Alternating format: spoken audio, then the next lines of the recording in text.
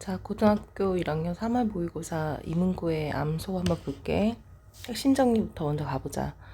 이 소설은 현대소설, 농민소설이야. 그러니까 시골이 배경이 되고 농부들의 삶이 배경이 된다. 성격은 사실적, 비판적, 향토적이다. 그래서 우리 중간중간에 보면 향토적, 즉 시골이나 이런 데서 쓰는 어투나 말투가 나온다라는 거야.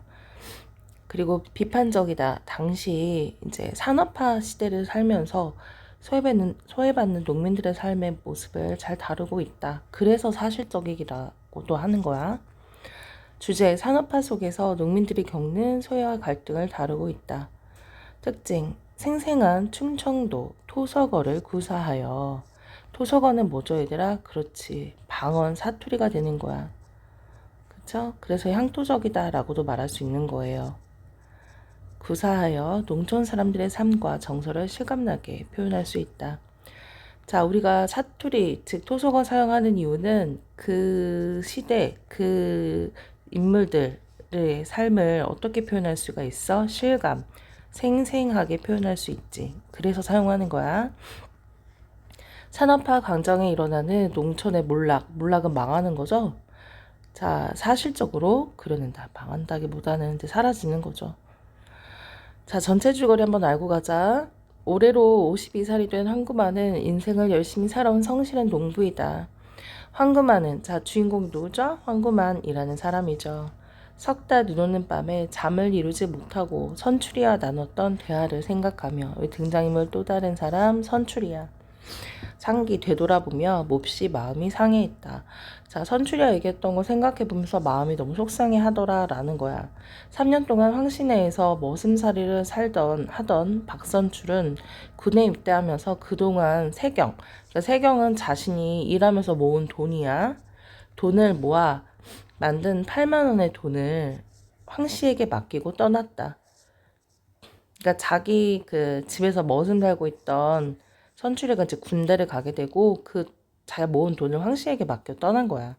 황씨는 그 돈으로 소창직 직조 틀을 서너 대 장만하여.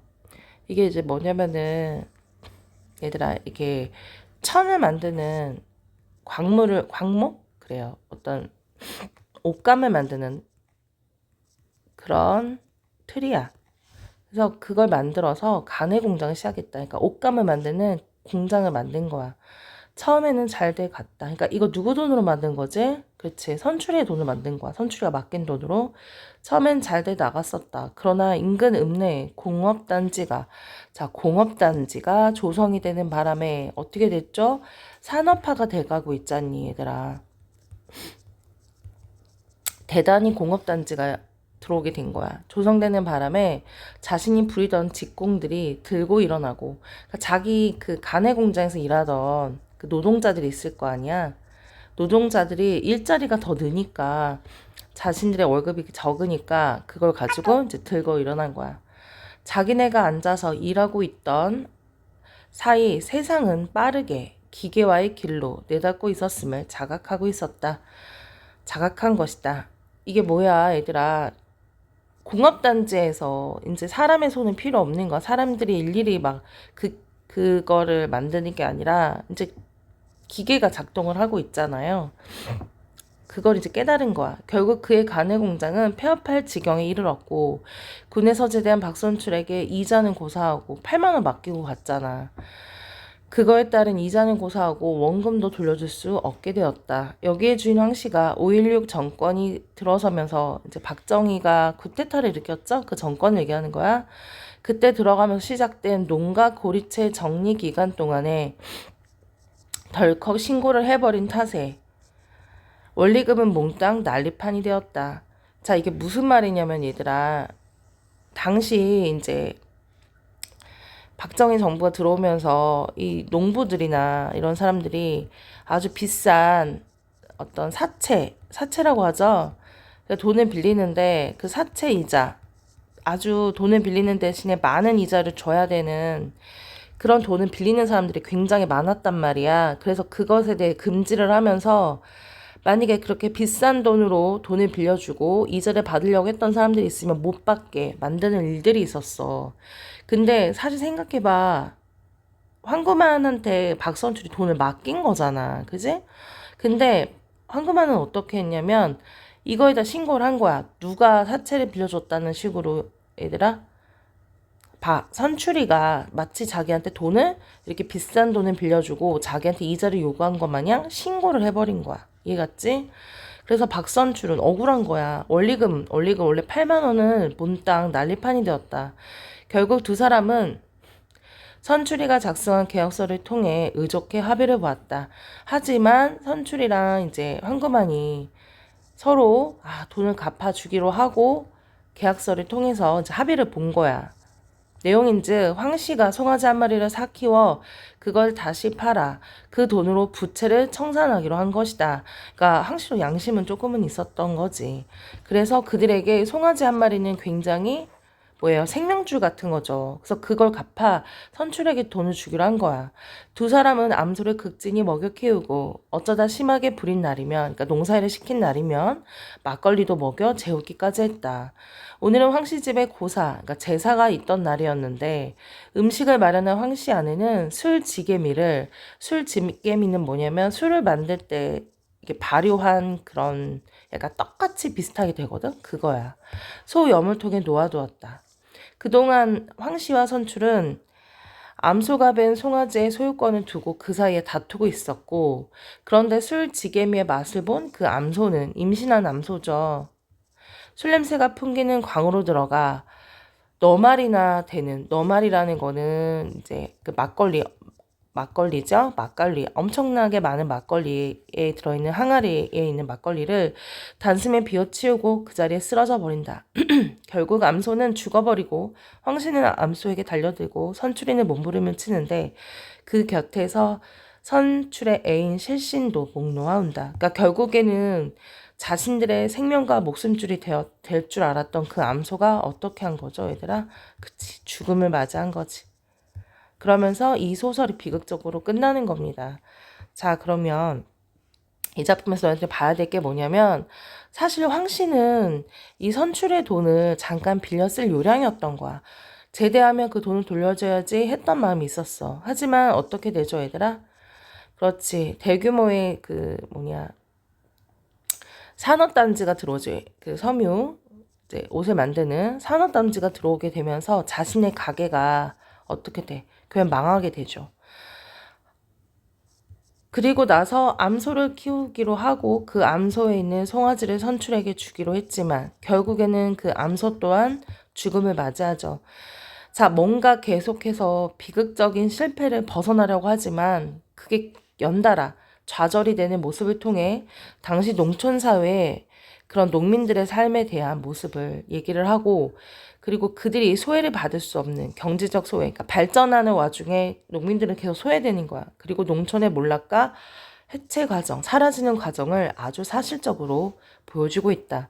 그래서 산업사회를 비판하고 있다라고 보면 되고 그리고 그런 현실을 아주 사실주의로 잘 표현을 하고 있다.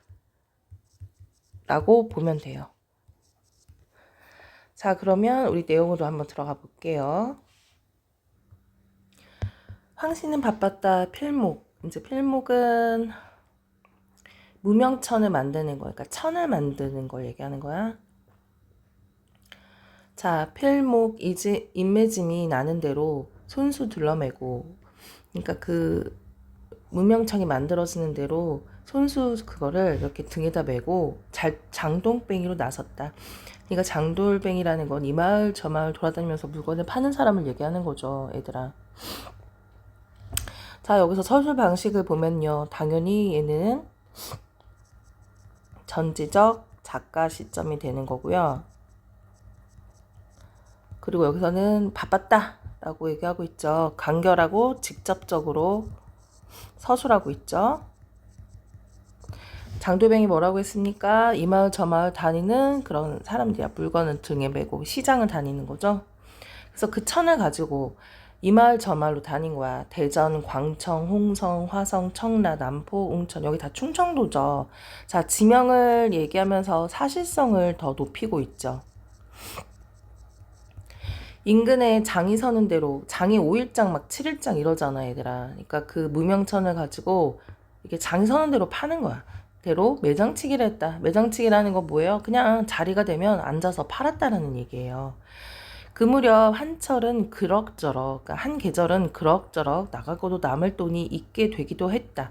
그러니까 조금 돈을 벌기도 했다라는 얘기입니다. 아, 그 조시로만 나갔더라면 그 조시라는 거는 조시 여기 밑에 나와요. 뜻 처음 시작, 다시 처음 시작으로 나갔더라면 돌아갔더라면 이런 의미예요. 시방 이거 지금은 이런 뜻이야. 시방은 뭐죠, 얘들아? 그치? 사투리죠. 사투리가 되는 겁니다, 얘들아. 자, 사투리 방언이 되는 거야, 방언. 그죠? 예. 그러면은 어떻게 된다? 시방은 흰목 젖혀가며 살아볼 텐데 라고 얘기합니다. 자, 흰목, 그러니까 자기가 이렇게 떼끝물도 안 타고 새카맣게 안다고 이렇게 편하게 이런 뜻이야. 흰목 젖혀가며 살아볼 텐데 이렇게 고생하지 않고라는 얘기입니다. 즉 고생 않고 목에 새까맣게 안 떼고 이게 안 돌아다녀도 되잖아. 고생 안 하고 이런 뜻이야. 자, 이게 근데 왜 다시 처음으로 돌아갔다면 자기가 이렇게 고생하지 않고 왜 살았을까라는 얘기를 볼게요. 그 방정 맞은 놈은 까시미롱. 이거는 캐시미어 같이 생긴 합성 섬유예요, 얘들아. 합성 섬유. 우리 아까 본문 해설 봤을 때 어떻게 얘기했어? 그 산업단지가 생겼다고 했잖아요. 네. 그 캐시미어 비슷한 그 섬유 그 옷감을 만드는 공장이 생겼단 말이야. 그러니까 얘기를 하는 거야. 내가 만약에 다시 처음으로 돌아갔다면 뭐를 하지 않았을 거다라는 얘기예요. 그러니까 그 옷감을 만드는 공장을 하지 않았을 건데 왜 그 캐시미어를 만드는 대규모의 산업단지가 생겼기 때문에 자기는 애초부터 옷감을 만드는 그 가내수공업 공장을 만들지 않았을 텐데 사실 그것 때문에 지금 빚이 돼서 그 남는 천을 가지고 동네방네 다니며 팔고 있는 거잖아. 이해 갔죠? 방금 한 소리지만 소창직 직조 공장은 나름 잘 돼 나갔었다. 자, 소창직 직조 공장 누가 하는 거죠, 얘들아? 그렇지. 황씨가 하는 거죠. 이게 바로 이제 천 공장이야. 무명 천을 만드는 천 공장이죠. 예. 잘 돼갔었다. 자기 마당에 들인 공장이 초옆에 좁아서 헛간마저 이제 뭐 소나 이런들이 사는 헛간이죠. 털어 늘어가며 쏠락쏠락 재미가 들랑거렸다. 쏠락쏠락 이거 뭐죠? 음성 상징어죠? 의태어 사용한 거야. 자, 어떻게 재밌게 표현한 거죠? 예. 그러니까 나름 얘들아 그게 어떻게 됐다라는 얘기냐? 잘 되었다라는 얘기야. 처음에는. 근데 그 공장이 생기기 전까지만이야. 오리지 않아 선출한테 빚으로 쓴 돈도 이자부터 분전까지 깨끗이 밑닦을 수 있으리라. 그러니까 선출이가 처음에 8만 원 맡겼잖아. 군대 가기 전에. 있으리라. 싶은 대로 판세는 현상을 얘기하는 거야. 현상이 돌아가는 돌아가는 현상이 돼 있었던 거였다. 그러니까 그대로만 그 공장, 즉 캐시미어 공장이 생기지 않았다면 자신이 만든 직조 공장 때문에 나름대로 돈도 잘 되고 이자도 갚을 수 있었을 거다라는 얘기야. 그리 돼가는 판에다 대고 누가 그 사업이 기울어지리라고 생각을 해봤겠느냐 말이다. 자, 받겠느냐 말이다. 이거 어떻게 하는 거죠? 네, 의문형. 자, 서리법. 자, 뭘 얘기하고 있는 겁니까? 그 공장이 망할 수밖에 없는 그 안타까움을 질문의 형식으로 얘기를 한다라고 보는 거죠. 냐 말이다. 가만히 앉아있는데 인근 읍내에 공업단지라는 것이 생긴다더만 소문이 왔다. 공업단지. 이것은 바로 산업화를 얘기하는 거죠. 산업화. 측량은 끝냈다더라니 수치를 잰 거겠지. 벌써 탱크 같은 생긴 것들이 내르메어 가고 있었다. 탱크같이 생긴 것들 또한 이것도 어떻게 보면 산업화적인 것을 상징하는 거죠. 공장이 두어 채 서고 이어 사람들이 달린다는 기별이 잇따랐다. 그러니까 사람들이 거길 다니겠죠. 그러니까 소식이야, 소식. 직공으로 부리던 15명의 계집들이 들고 일어났다. 그러니까 여기 직공이라는 것은 뭐 하는 거죠, 얘들아? 자, 불리던 15명, 그러니까 이제 거기서 천을 만드는데 투입됐던 여자죠. 불리던 15명의 계집들이 들고 일어났다. 갑자기, 그죠? 갑작스런 내용의 전개예요. 갑작스런 전개. 아이고, 갑작스런 사건.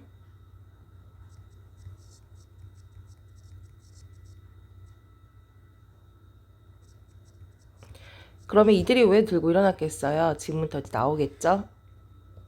아, 잠깐만, 얘들아. 그리고 여기 한번 볼게요. 탱크같이 생긴 것들과, 자, 대조를 이루죠? 뭐죠? 뇌를 메어가고 있었다. 뇌는, 뭐죠? 그거잖아.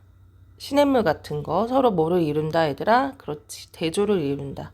여기, 뇌를. 그러니까 풍경적인 것에서 이미 대조를 이루는 거예요. 그죠? 그 농촌의 평화로운 풍경에서 탱크같이 생긴 것들이 막 지나가고, 그죠? 다시 돌아올게요. 네.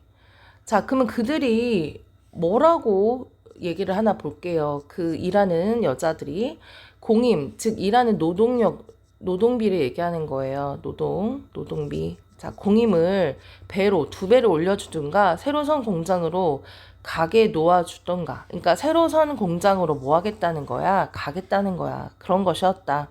노임도 똑같은 얘기입니다. 노임이나 공임이나 노동력에 대한 대가입니다. 월급이에요. 배로 인상에 가면까지 버틸 만한 사업은 아니었다. 아, 사실 잡아야 되는 거니까. 그래, 니네 말대로 해줄게. 라고 하지만 그럴 때는 손해였다는 얘기야.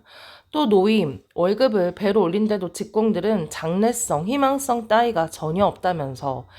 여기서도 마찬가지입니다. 직공들도 아는 거예요. 뭐예요? 이 일을 계속 해봤자 자신들이 일자리가 어차피 나중에 기계가 할 거라는 것을 뭐 했다라는 얘기냐. 그쵸? 알 수밖에 없다라는 얘기인 겁니다. 이해 갔습니까?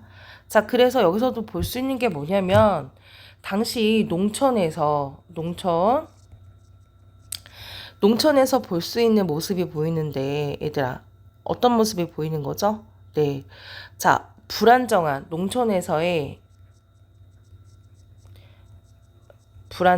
어떤 삶에 대한 내용을 사실적으로 얘기하는 거야. 그래서 나중에 이 직공들이 사실 자기들이 대처할 기계가 있다는 걸 알고 이들이 나중에는 직장이나 일자리를 얻어서 도시로 가거든요. 그러니까 불안정한 어떤 현실을 얘기하는 거야.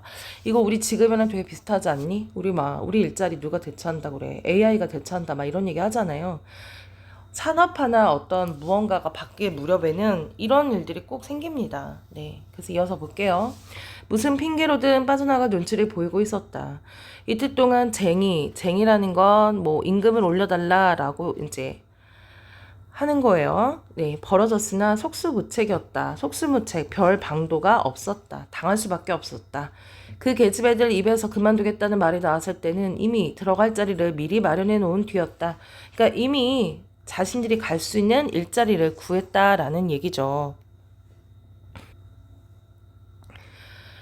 새로 생긴 제과공장과 전기기구 조립공장은 다 역시 마찬가지야. 새로 생긴 제과공장 산업화를 얘기하는 거죠. 전기기구 조립공장은 첫 달부터 임금부터가 황신의 소창직 공장에 2달치 품삯에 맞붙고 있었다. 그러니까 이미 거기서 월급이 더 많다라는 거야. 여기서도 마찬가지야. 산업화에 소외된 농촌의 현장이죠. 농촌의 모습입니다. 농촌. 대조를 이루는 거죠. 인건비의 앙등으로 치명상을 입을 줄. 인건비, 그러니까 결국에는 인건비가 2배인 곳에 갈 거 아니에요. 그래서 치명상, 큰 상처를 입을 줄 더구나 예측할 수도 없었던 일이었다. 직공들, 그러니까 옷감을 만드는 그들, 장래의 희망성이 없다는 말에만 그들이 얘기를 하는 거죠. 우리들한테는 이제 희망이 없어요. 여기 안 와서 손으로 만드는 건 의미가 없어요. 공장이 대신할 거거든요. 이 말에만 희망성, 미쳐도 곱게도 못 미쳐가지고 지진님들이 아실 때가 되어서 시집이나 가버리면 그만인디 시집 가서도 불어다 서방 공대 헐나간디. 자, 여기 한번 보겠습니다. 자, 여기서 황씨는 인지를 하고 있었던 거니? 황씨는 그 바뀌는 산업화 사회에 대한 인지가 부족했던 거야. 그죠? 예측이 어려웠다란 얘기야. 이해 갔습니까? 자, 그래서 지금 사실 이 전반적인 과정이 뭐가 되는 거예요? 산업화에 의해 이 농촌이 몰락하는 과정을 잘 보여주는 거야. 근데 선생님, 뭐 황씨도 어쨌든 공장 아니었어요? 근데 있잖아, 시골에 옛날에 그러니까 직조 틀을 놓고 사람들이 일일이 손으로 하는 그런 실을 만드는 그런 공장, 그러니까 그걸 통해 이제 옷감을 만드는 건데, 그게 사람의 손으로 수공업으로 됐단 말이야. 그러니까 농촌에서 그런 데가 되게 많았거든. 꼭 공장이라고 말하기보다. 그렇기 때문에 이게 농촌의 몰락을 보여준다. 그러고 뭐해든지 배워두면 지술이지. 지술이 어디 따로 있을 게미. 역시 뭐 사용된 거예요? 충청도 방언이 사용된 거야. 그래서 향토적이죠. 네. 여기서 지술이라는 건 뭐예요? 기술을 얘기하는 거야. 그러니까 일종의 직조 공장에서 일하는 것 또한 기술이라는 거야. 해가며 그렇게 무심했던 것이 탈이라면 탈이랄 것이었다. 자, 무심했었다라는 거는 뭐 했다라는 거야? 이런 생각에만 갇혀 있었다는 거야. 누가? 황씨가.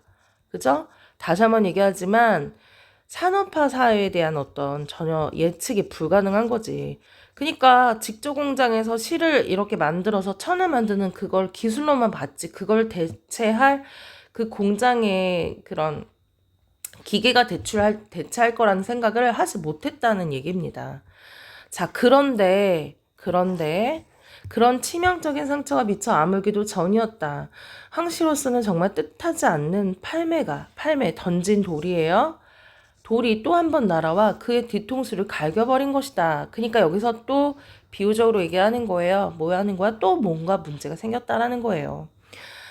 결정타였다. 그건 자기네가 앉아서 손으로 일하고 있던 사이 세상은 기계로 바로 뭐래요? 이 손과 대조를 이루는 거 뭐죠? 얘들아, 기계입니다. 기계. 산업화의 상징이죠. 기계를 만들어 일하고 있는 걸 모른 채 한 결과였다. 결국에는 농촌 소외가 되는 거야. 뭘 알았겠어, 얘들아? 변하는 사회를 볼 수가 없었다라는 얘기입니다. 우리 지금도 선생님 얘기하지만 마찬가지라고 하잖아요. AI 나오고 코딩 나오는데 모르는 사람들이 있었잖아. 많았잖아, 얘들아. 이어서 보겠습니다. 자, 잠깐 여기서 팔매가 상징하는 것은 뭐를 얘기하는 거예요? 팔매. 자, 팔매라고 비유를 한 거야. 던진 돌. 급잡스러운 산업화. 어떤 산업화의 물결이죠. 네. 기계화 이런 걸 의미한다. 자, 이어서 보겠습니다. 카시미론의 물결이 쥐구멍 같은, 여기서 카시미론의 물결이라는 건 당연히 뭘 얘기하는 거죠, 얘들아? 그렇지, 산업화의 물결이 되는 거죠. 산업화 또는 기계화. 물결이 쥐구멍 같은 벽촌에도, 벽촌 시골입니다. 대조가 되는 거죠. 네, 쥐구멍 같은 벽촌은 서로 대조를 이룬다. 회오리쳐 대기 시작했던 것이다. 거기에 회오리가 막 불어온다라는 거예요. 이거는 뭘 의미하는 거야? 그쵸. 산업화의 물결을 상징하는 거. 산업화 기계화의 물결을 상징한다. 어마어마하다 이 얘기인 거죠? 아이고. 무엇이든지 새로운 물건이 나왔을 때 그 물자의 효용에 값어치죠? 값어치 아니면 사용이야. 네. 현혹된다는 거는 마음이 간다는 거야. 마음이 뺏긴다. 현혹이 되는 촌사람들의 안목을 보는 눈이죠. 보는 눈은 무서운 것이었다. 그러니까 새로운 무언가가 오니까 그게 좋아 보이니까 사람들이 뭐에 마음이 뺏기는 거죠, 얘들아. 그쵸? 캐시미어에게 마음을 뺏기는 거죠. 그러니까 여기서는 카미시론이라고 얘기를 하고 있죠. 카미시론. 그러니까 그게 더 좋다고 생각을 하니까 가격도 더 싸거든. 여기서 파는 그 무명천보다. 그 농촌 사람들의 모습을 얘기하는 거야. 카시미론의 위력도 날로 그러했다. 자, 그렇죠? 예, 가격도 싸고, 그쵸? 어느덧 황신의 기계들도 거미줄을 쓰는 날이 잦아들었다. 그만큼 사람들이 사 안 사? 안 사지. 비싸기만 하니까. 예, 수요가 없다는 거야. 젖먹이 어린애의 기저귀감으로밖에 쓰임새가 없는 백소창이나 한 장 토막에 두 선 어필 되는 정도의 어처구니없는 사태로 급전이 된 것이다. 그러니까 황씨가 팔던 그 천들이 이제는 그냥 어린애의 기저귀감 정도만 사용이 되는, 그리고 두 선 어필 내는 정도, 이 정도밖에는 사용이 안 되는 걸로 급전이 된 거다. 바뀌었다라는 얘기입니다. 그쵸? 네. 황씨는 문을 닫지 않으려고, 그러니까 공장의 문을 닫지 않으려고 발버둥 쳐 보기도 했지만 도리가 없었다. 조금 늦었던 거, 다 시절로 돌아가는 걸 보아감에 눈치로 허야 하는 것을. 자, 비로소 뭐 한 거야? 비로소 황씨는 자신이 유행이라는 것에 관심을 갖게 된 것이다. 이거는 거꾸로 얘기를 한다면 뭐 하는 거야? 자기가 변화하는 산업화와 사회에 대해서 이제야 깨달은 거죠. 그죠? 그래서 뭘 얘기하는 거? 후회. 자기가 변하는 산업화에 대해서 적응하지 못한 지난날을 뭐 하는 거예요? 네, 후회하고 변했어야 되는데 라고 깨달았다는 얘기야. 크게 미친 것도 없고 번 것도 없이, 그러나 들인 시설비는 한 푼도 못 건진 채. 그러니까 공장을 지려고 했으면 시설비가 들었을 거 아니야. 세상 물정 어두웠습니다. 자, 세상이 돌아가는 현실에 대해 잘 알지 못했다. 한탄하며 조용히 문을 닫게 되었다. 그러니까 결국에는 황씨의 가게가 어떻게 되냐? 황씨의 가게가 문을 닫았다라는 얘기예요. 폐업했다. 이렇게 이해하면 되죠? 문을 닫게 되었다. 자, 중요한 부분의 줄거리 볼게요. 소창지 직조 사업을 실패하게 된 황씨는 암소를 키워 선출에게 빚을 갚기로 하고, 황씨와 선출이는 함께 지극정성으로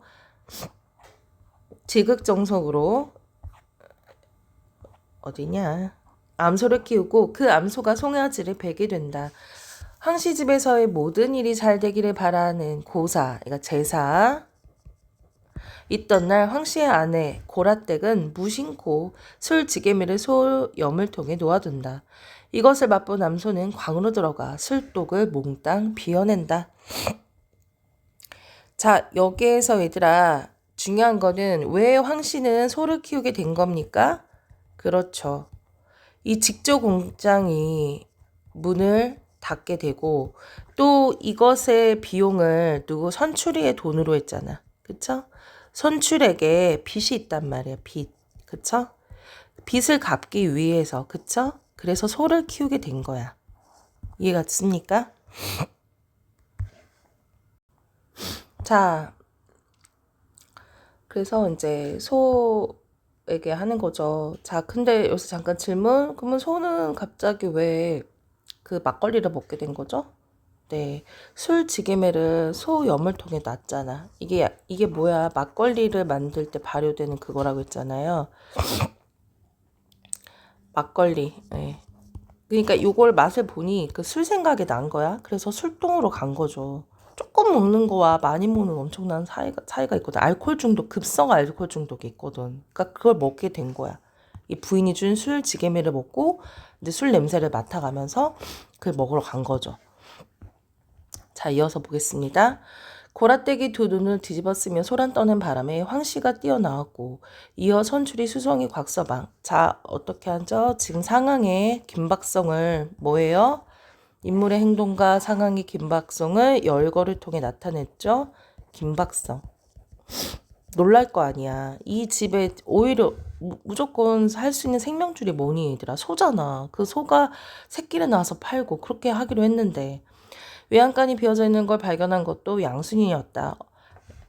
여기 여자예요. 꼬마 여자애. 얼라, 엄니 소 어디 갔디야? 소? 자, 양순이가 물어요. 엄마 소 어디 갔어요? 라고 묻죠. 자, 비극적인 사건의 시작을 얘기한다. 어디 갔죠? 그랬더니 사람들이 사람들에는 광을 버리고 외양간 앞으로 몰려 법석거리기 시작했다. 소요 큰일 났네. 소 죽었는디? 그들은 같은 순간에 각기 한마디씩 내뱉으며 대문 밖으로 내달았다. 역시 자 김박성을 얘기해주고 있죠. 김박성, 예, 사건의 김박성. 아유, 지울게요.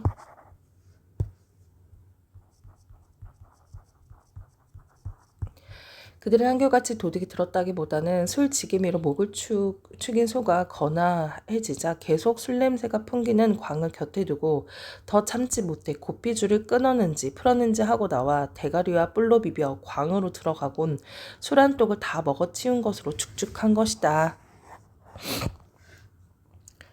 그치 얘들아, 처음에 술 지게미를 그 고라떼기 주지 않았으면은 술을 더 먹으려고 안 했을지도 모르지. 그죠? 고라떼 가늠으로는 쌀 한 마를 담아 걸으면 보통 막걸리가 6마리 난다. 그러니까 소는 줄잡아 막걸리 4마를 가오치를 단숨에 먹어 치운 것이다. 그러니까 급성 알코올 중독이야. 그럼 죽을 수밖에 없는 거지. 이어서 선출이와 황씨는 눈이 뒤집혀져 있었다. 왜 그랬겠어 얘들아. 이게 다 자신들의 돈줄이잖아. 그치? 아니 간이 뒤집혀졌는지도 모를 일이다. 과장돼서 표현을 하긴 했지만 그들 입장에서는 그럴 수밖에 없는 거죠 얘들아. 소는 황신의 밤마당가 우물도랑을 건너 타작마당에서 주정을 하는 중이었다. 그러니까 여기서 말하는 건 주정은 술주정이야. 취했잖아. 그치? 주정이 아니라 어떻게 보면 속에서 난 불을 끄는 꼴이었다. 그것이 아니라 속에서 난 불을 끄는 꼴이었대. 자, 지금 뭐 한 거니 얘들아? 지금 얼마나 그 술을 먹어서 이게 속이 너무 안 자서 고통스러울 거 아니냐. 그죠? 그만큼 술을 먹고 고통스러운 모습을 자 뭐라고 얘기한 거야? 불을 끄는 꼴이었다라고 뭐 하는 거죠? 비유하고 있는 거야. 펄펄 뛰다 나뒹그리고 비칠거리고 일어났다. 대가리를 쳐박고 엉덩이 춤이 한창인가 하면 무릎을 꿇다 모로 자빠져 버둥대곤 했는데 사람들은 그저 한가 장승이 달리 없었다. 자, 어떻게 할 도리가 없었다라는 얘기야. 이미 술이 너무 많이 취했고 몸이 지금 안 좋은 상황인 거죠. 자, 그래서 지금 여기 장면은 어떤 장면이야? 그렇지. 그 소의 고통스러운 장면을 계속해서 묘사하고 있는 거야.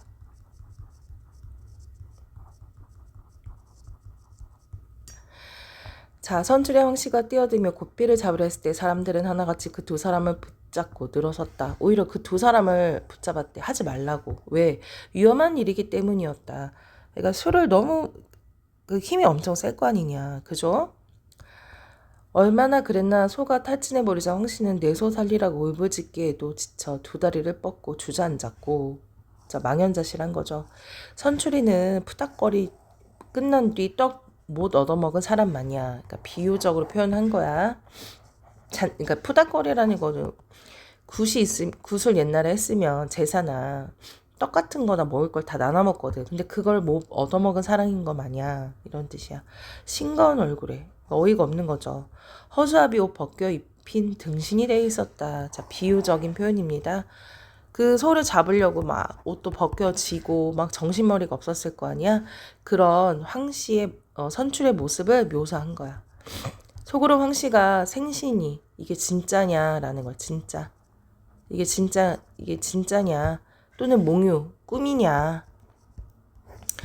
이 길을 바랄 쯤 선출은 차라리 죽는 꼴을 보는 게 낫겠다 생각을 하고 선출은 사람이 죽는 곳을 보는 게 더 낫겠다 생각하고 난 뒤의 일이지만 모두 넉나가는 사이에 자, 왜 이런 말을 하는 거예요, 얘들아? 지금 황씨도 그렇고 선출도 그렇고 둘은 아예 뭐 한 거야? 절망적일 수밖에 없는 거야. 이 모든 재산이잖아. 그죠? 그래서 그런 절망적인 상황을 묘사하고 있다라는 거야. 그때 누군가가 소리를 질렀습니다. 지톰에 좀 갖고 와. 소 얼어 죽겠네. 지금 이제 추운 겨울이니까. 누군가가 진누리를 헐고 그러니까 이제 집단 얘기하는 거야. 소에게 덮어주려고. 이윽고 마다 한복판에는 때 아닌 모닥불이 화릉화릉 타올랐다. 그러니까 추우니까 소 옆에 이제 모닥불을 내서 따뜻하게 해주는 거야. 또 누군가는 먹은 걸 토악질시켜 개어내도록 해야 산다고 양순이에게 맷돌에다 녹두를 타오도록 재촉했다. 그러니까 결국엔 그러니까 마을 사람들 모두 어떻게 하려고 하는 거야? 그쵸? 그 소를 살리기 위해서 노력을 하는 장면이야. 그죠? 자, 소를 살리기 위한 노력하는 모습이죠. 위한 마을 사람들의 노력이야.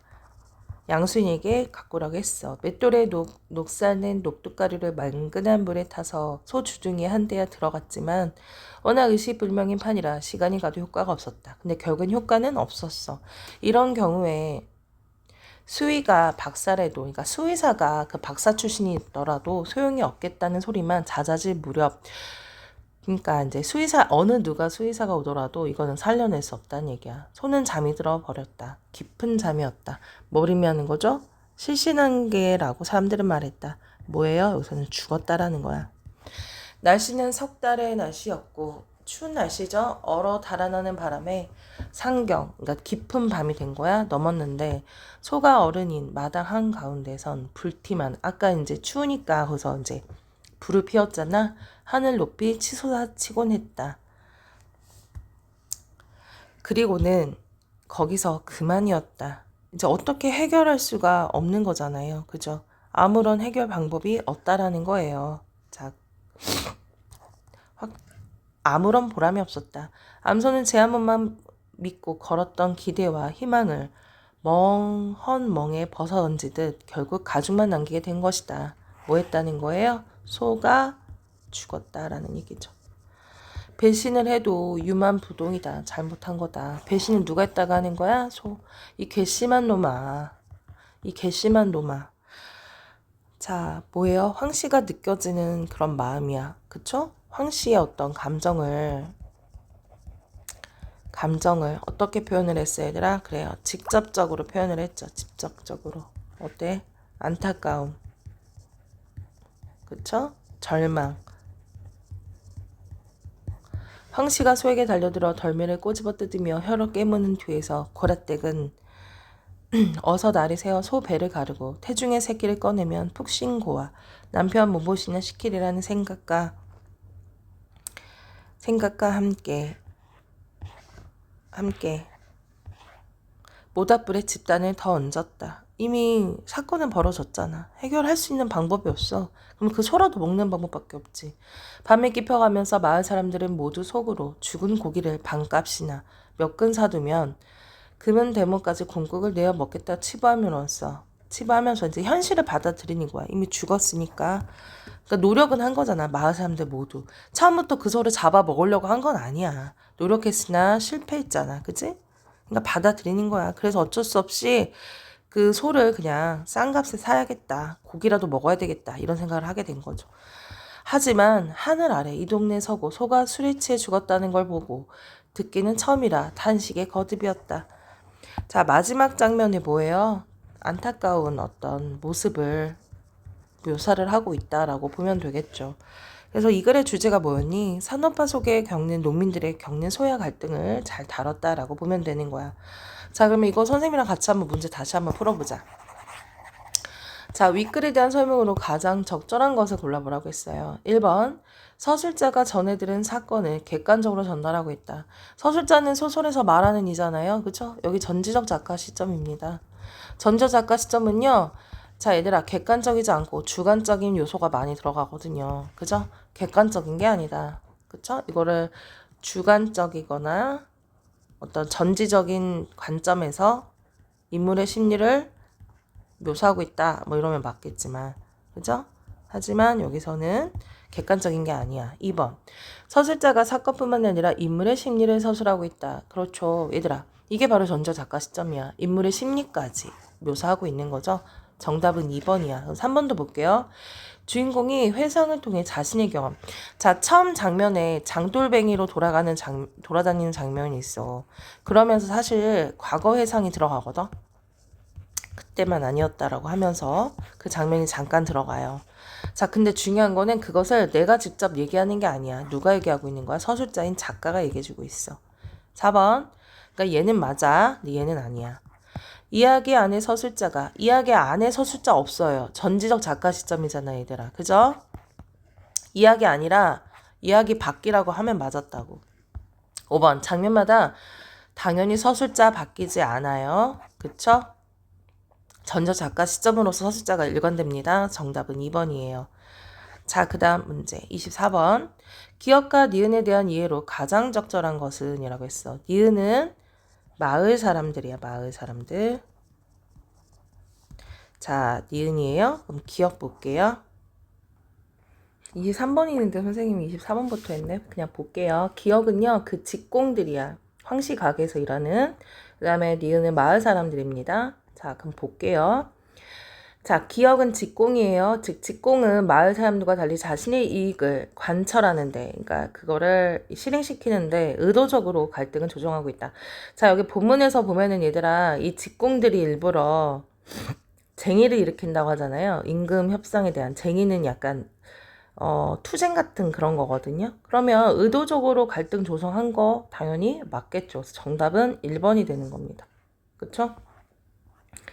자, 23번 이어서 볼게요. 윗글을 읽고 알 수 있는 내용으로 적절하지 않는 것입니다. 황 씨는 소창직 직조 사업이 어려지자 매장치기를 했다. 그렇죠. 그 남은 그 천을 가지고 여기저기 돌아다니면서 매장치기를 했다? 아니죠. 이미 그것이 어려지자가 아니라 이미 남은 천을 모아고 다니는 거야, 얘들아. 이 마을 저 마을 돌아다니면서 파는 거거든요. 어려지자가 아니라 이미 어떻게 된 거야? 망한 거야, 얘들아. 그래서 정답은 1번이 된다.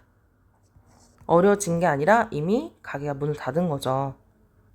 그러니까 그리고 또 중요한 거는 그 카시미론인가 그 공장이 생겨서 어려지자 매장치기를 하게 된 거죠. 그래서 1번이 아닙니다. 자, 그러면 얘네들은 맞는 답이니까 한번 볼게요. 촌 사람들은 카시미론이라는 새로운 물건에 마음이 뺏겼다. 그죠? 고라댁은 암소가 송아지를 베고 있다는 사실을 알고 있었죠. 그래서 나중에 배를 가르고 그거를 이제 뭐 한다고 했었죠. 양순이는 외양간에 암소가 사라진 걸 발견했고 5번 선출이는 암소가 술에 취해 날뛰는 것을 제지하지 못했다. 동네 사람들 모두 제지하지 못했죠. 정답은 1번입니다. 자, 25번 넘어갈게요. 윗글의 서사 전개 과정을 보기와 같이 도식화할 때 A, B를 비교한 내용으로 적절하지 않는 것이라고 했어요. A, B를 비교한 내용으로 적절하지 않는 거래요. 자, A는 황 씨의 사업 실패고 B는 암소의 죽음입니다. 자, 그럼 볼게요. A는 산업화, 사회 변화로 말미암아 일어난 사건이고, 자, 사업의 실패, 그 이유를 사회 변화로 일어난 것이다 라고 얘기합니다. 맞죠? 그죠? 사회 변화, 산업화가 되고 있으니까요. B는 개인의 실수로, 그쵸? 처음에 그 지기미를 주지 않았다면 이런 일들이 생기지 않았겠죠. 개인의 실수, 고라댁 때문에, 고라댁이라 하면 그렇지만, 네, 맞죠, 얘는. A는 사건에 대한 중심 인물의 회한은 슬픈 감정이에요. 슬픈 가정과 슬픈 마음, 힘든 점, 뭐 이런 것들을 얘기하는 거야. B는 사건에 대한 중심 인물에 원망이 나타나 있다. 그쵸, 원망 있죠. 소가 죽음에 대한 원망. 그래서 A는 지난날 자기가 이게 변화하는 산업화에 그렇게 생각을 빨리 못했던 그 지난 회한과 여기서는 즉 소에 대한 죽음에 대한 원망이 드러나 있죠. 25번도 맞습니다. 자, 3번. A는 장기적으로 일어난 사건의 과정과 B는 단기적. 그렇죠. 여기는 산업화라는 장기적인 것이고요. 이건 소의 죽음은 단기적이잖아요. 맞아요. A는 문제 상황에 대한 중심 인물에. 자, B는 문제를 해결하라는 주변 인물의 행동. 그쵸. 여기 마을 사람들의 도와주려고 하잖아. 주변 인물들이 나오고 있고 여기서는 문제 상황에 대해서 중심 인물인 누가 황씨만이 그걸 해결하는 모습이 나오잖아요. 얘는 맞아요. A는 세태에 대한 중심 인물의 관심을, B는 공동체, 자, 변하는 세태의 중심 인물의 관심, 생각. 이거는 틀렸다 볼 수는 없을 것 같아. 근데 B는 공동체에 대한 중심 인물의 반감. 여기서는 공동체에 대한, 그러니까 마을 사람들하고의 어떤 대립이 아니잖아. 그죠? 그런 걸 전혀 언급이 없습니다. 그래서 정답은 5번이 틀립니다. 그래서 25번에는 5번. 이렇게까지 받고 여러분이 한번 쭉 내용 정리해보는 거예요.